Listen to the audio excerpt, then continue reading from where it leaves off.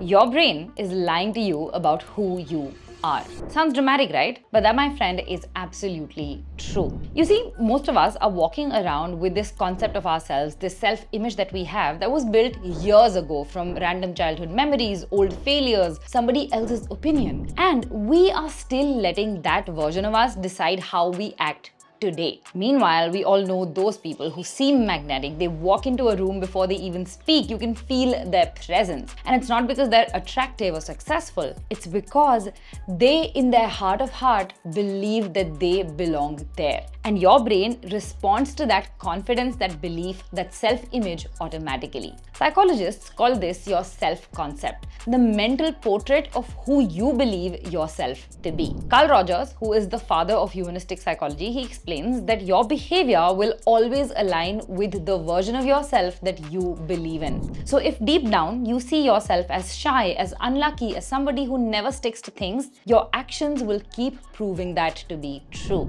But what if you rewire your self-image? Your habits, your confidence, the way people respond to you, everything is going to transform. And that is exactly what we are doing in this video. I'm going to be sharing 5 powerful psychology-backed steps to reprogram your self-image so that you can finally start living as the person that you know you can be. Step 3 is my personal favorite, but for now, let's start with step 1.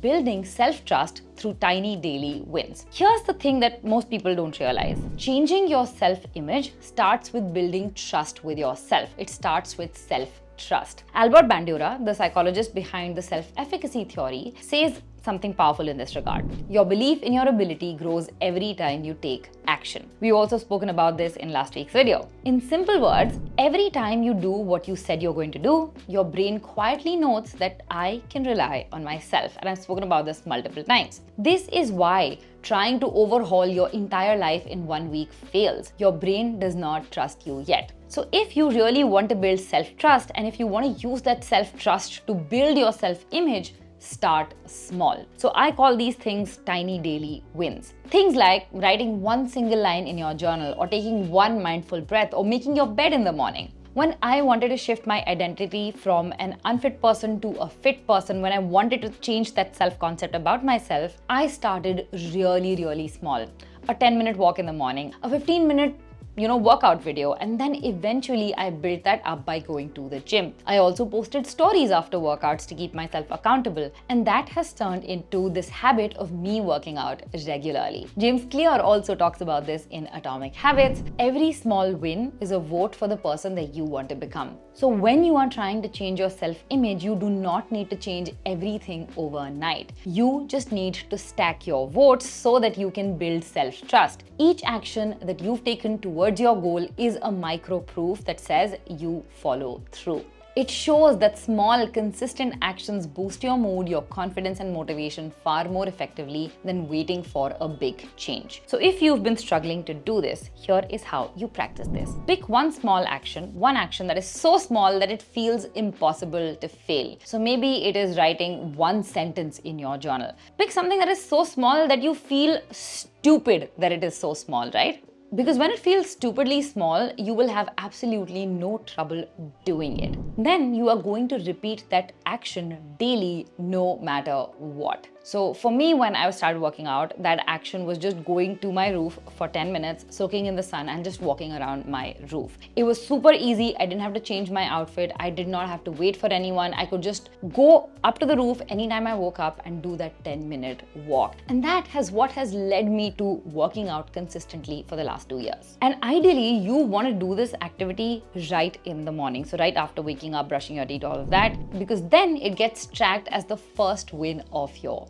day. You do this within 6 weeks, you will be able to trust yourself more. Your self-image is already transforming. Moving on to point number 2, creating micro heroic moments. Now, once your brain has started trusting you, once you've started doing this thing of like a tiny daily win, you need to push your boundaries just a little bit. I call these micro heroic moments, which are tiny, brave actions that are slightly outside of your comfort zone. So things like raising your hand in class, giving a stranger a genuine compliment, attending an event by yourself. All of these might seem small when I'm talking about them, or they might seem really big to you, but these moments send powerful signals to your brain that I am courageous. I am somebody who takes action. And that is insanely powerful, because once your brain starts to believe that it is brave, it starts to take more actions that signal to it that it is brave. And this is something that I've experienced in the content space. Initially, when I started posting content, I felt cringe and awkward, and there were these times when I didn't post because everything felt not perfect. But over time, I reminded myself, and Vedant reminded me, to keep showing up despite the cringe.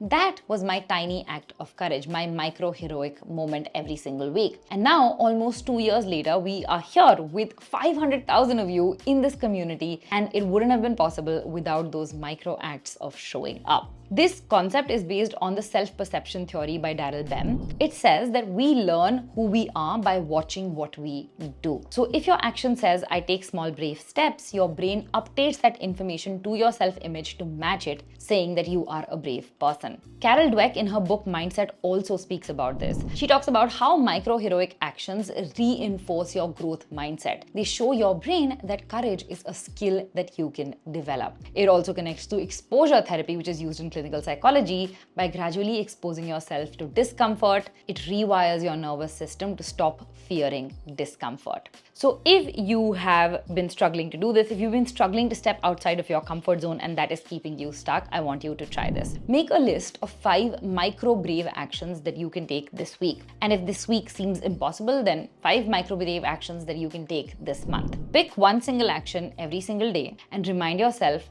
confidence is earned in moments, not in theory. You have to just do one action once a day, and that is your micro heroic moment. Before you know it, you will have completely transformed how you take action. Now, next up, we have my personal secret tool, the one that I absolutely love, and that is shaping your identity through environmental anchors. This is something that most people overlook: your environment, your surroundings. These are constantly shaping your behavior, your identity, whether you notice it or not. This is exactly what Kurt Lewin's field theory emphasizes. Human behavior is a function of a person and their environment. So if your room is cluttered, if your desk is chaotic, if your phone is full of distractions, that is your environment silently whispering to your brain that you are still the old you. Here is how you flip it with environmental anchors. First of all, you're going to remove cues that keep you stuck in the old story, in the old version of you. So if you are somebody who is trying to get fit, you hide the junk food. This is something that I started doing in 2023, and now I am completely off junk food. You won't find it in my house, and I've lost the taste for it.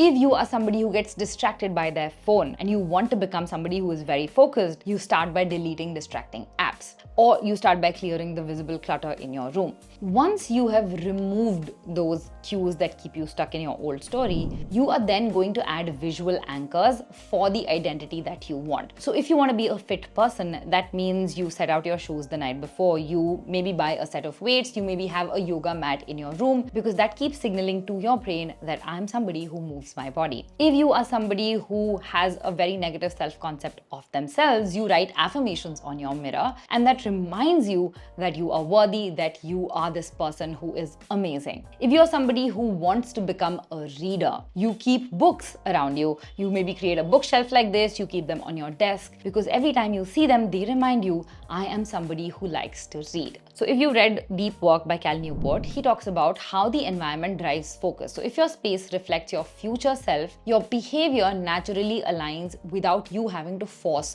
willpower, without you having to struggle too much. Again, I'm going to take my gym example. I have invested so much in gym fits, so to speak. I have my shoes ready next to the door to go out. I have invested in a walking pad at home, and all of these things together, even though I don't use that walking pad as much anymore, I go to the gym and actually use the treadmill there, or I go for a walk outside. All of these things helped create visual anchors in my environment that signal to me that I am a fit person. And that, my friends, is extremely, extremely important. Now, once you've done these first three things where you started to, focus on tiny daily wins, and you have started to take courageous actions, and you've also started reshaping your environment, it is time to finally rewrite your inner story. The hard truth that you need to know is that your self-image is a story that you keep telling yourself. Psychologists call this the self-schema theory. It says that our brain filters the world to fit the identity we believe we have. So if your internal dialogue says, I always give up, I'm not disciplined, I'm shy, your actions will keep proving that to be true. But the reality is, and psychology teaches us this, thoughts are not facts. If you can change your thought, if you can change the story that you tell yourself, you can rewire your brain thanks to something called neuroplasticity, which is your brain's ability to form neural connections. And those neural connections are formed basis the stories that you tell yourself. Here is how to practice this in real life. First of all, you want to catch your old narrative. For example, if you keep telling yourself, I always procrastinate, you need to become aware enough in your life so that the next time you think this, you're able to catch it. You're able to catch yourself in that thought when you think I procrastinate. I watched a really interesting video by Danny Gonzalez. He is this American comedy creator who was trying to quit his nail biting habit in the video, and he tried hypnosis for it, which is an online hypnosis, like something on video call. And just that reminder of not biting his nail. So the first time he tried it, he bit his nail almost automatically, but sometime into the 30-day process of focusing on not biting his nails, he started to have this mental recollection of every time he was, automatically going to bite his nails, his brain just told him, hey, pause, take a second. And that is what happens when you intentionally try to change something about yourself. So if you really focus on the fact that I don't want to have negative self-talk about myself, every time a negative thought comes into your head, you will be able to catch that thought and you will become aware of the fact that this is automatically happening. Now, once you get to that stage, you then want to reframe it into a growth-based story. So let's say if your brain keeps telling you, I always procrastinate. Every time you don't get work done, your brain automatically thinks of, hey, why the hell do I always procrastinate? But now you started catching yourself in that thought. So once you realize that you're thinking about, procrastination, you reframe that with something like, I'm learning to stay consistent. And that automatically shifts your focus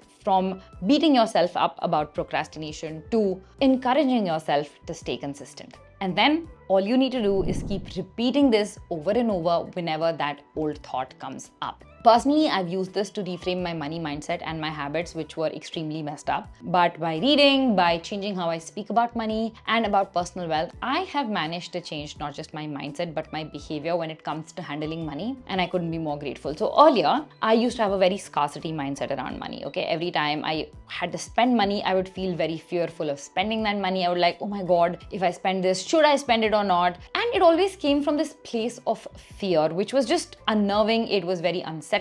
But then I started reading books around, money mindsets, building wealth, all of that. And once I started doing that, I was able to catch myself in this thought whenever this thought occurred. Till date, this thought still sometimes comes when I'm making like a big purchase or if I have to spend a lot of money. But now when that thought comes, I'm able to catch myself. So I'm able to figure out that I'm having this thought, like view it as a bird's eye view. And then I'm able to remind myself that I am earning money to spend it on the things that I want to spend it on. It is not being earned to kept in a bank account somewhere and not be taken a look at. And once I'm able to kind of remind myself of that, I'm also able to remind myself that, I'm more than capable enough of earning back that money that I spend. Once I earn it, I can earn more money, but maybe the joy that comes from purchasing that XYZ thing is not going to come back if I let it go or if I let my scarcity mindset take over. So Stephen Covey, in his book, The 7 Habits of Highly Effective People, calls this re-scripting, aka becoming the author of your own identity instead of letting old patterns write it for you. And let me remind you that this is not toxic positivity, it is deliberate self-authorship. So over time, your brain will start to act like the story that you tell yourself. Finally, once you've done all of this, you are going to pair your identity with effortless rituals to make it permanent, to lock it in. James Clear calls this identity-based habits. True behavior change is identity change, and I have spoken about this multiple times on the channel, but this is a good reminder to have. This means that habits stick best when they feel like an expression of who you are and when they don't feel like a chore. So instead of saying, I have to work out, try saying, I'm somebody who moves every single day. Again, I've personally done this. I say I'm a fit person, I love to work out, I move every day, and I stack it on top of existing habits. And that is what you need to do next. Stack your new habit on top of an existing habit. This is called habit stacking. So let's say that I have made it a habit of changing into my workout clothes immediately after I've had my morning coffee. Then I sit and go over my workout plan, and then it is time to head to the gym. It has become this daily ritual after I have my coffee. And you can go ahead and do this with any habit. You just pair it with an existing habit that you have. For example, stretching while brushing your teeth, or journaling one line before you go to bed, or drinking water before you drink your coffee. Every repetition that you make for any new habit is silent evidence of you becoming your new self. And it ties in with everything that we've spoken about in today's video. Soon, you don't just want to be that person, you are that person. You've become this new version of yourself. So here is what I want you to remember. You do not change your life first, you change your self-image first, and your life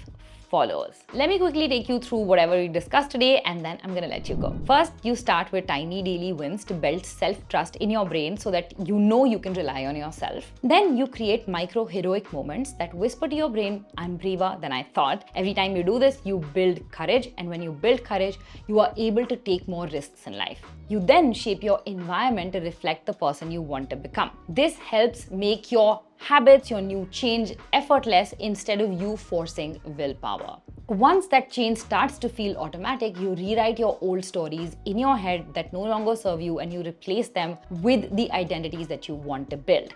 And finally, you lock it all in with effortless rituals that feel like an extension of who you are. If you do even a little bit of this every single day, something magical is going to happen. One morning, you're going to wake up and realize you already feel like the person that you have been trying to become. Your habits, your confidence, the way you carry yourself, it all begins to align with your new self-image. So here is my challenge for you. For the next 7 days, do 3 things. One tiny daily win, one micro-heroic moment, and change one small part of your environment to reflect your future self. That is it. 7 days, and if you keep going for 30, I promise your brain will have no choice but to believe this is who I am now. Your life will always rise to the level of your self-image. Now, if you want to go deeper on this journey, there are a few books I cannot recommend enough. Here's a list you can see on screen. You can take a screenshot. I'll also link them in the description. And even one of these, if applied, can completely transform the way that you see yourself. I personally absolutely love all of these. So start today, stack your wins, collect your proof, and watch your self-image transform. If this video resonated with you, let me know in the comments when you are going to start working on these steps. I want to know the exact dates. And once you've completed the challenge, mention that date as well. And don't forget to like, because it helps this video reach more people. And make sure you check this one out next, because YouTube says you're going to love it. And I'm going to see you guys very, very soon in the next one. Bye.